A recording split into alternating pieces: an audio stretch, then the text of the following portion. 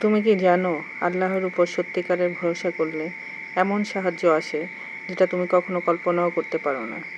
আজ আমি তোমাদের শোনাবো ছোট্ট একটি ছেলের গল্প, ওয়ালিদ, যে শিখিয়েছিল আল্লাহই সবচেয়ে বড় ভরসা। একটি ছোট্ট গ্রামে থাকতো এক ছেলে, তার নাম ওয়ালিদ।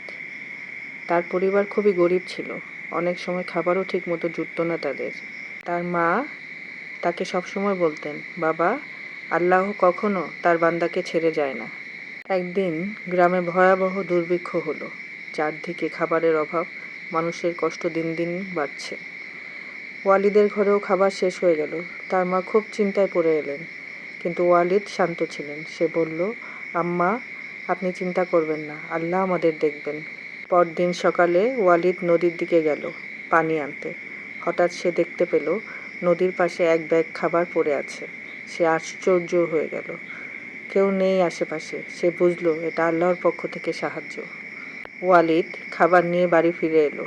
তার মার চোখে পানি নিয়ে বললেন, দেখো, আল্লাহ কখনোই ভরসাকারীকে একা ছাড়েন না।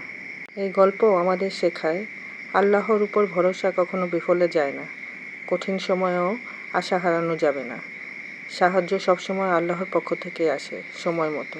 তুমি যদি আল্লাহর উপর ভরসা করো, তাহলে তোমার জীবনের অন্ধকার সময়ও আলোর দিকে ফিরে আসবে। ভিডিওটি ভালো লাগলে লাইক দাও, আর এমন ইসলামিক গল্পের জন্য আমার চ্যানেলটি সাবস্ক্রাইব করো।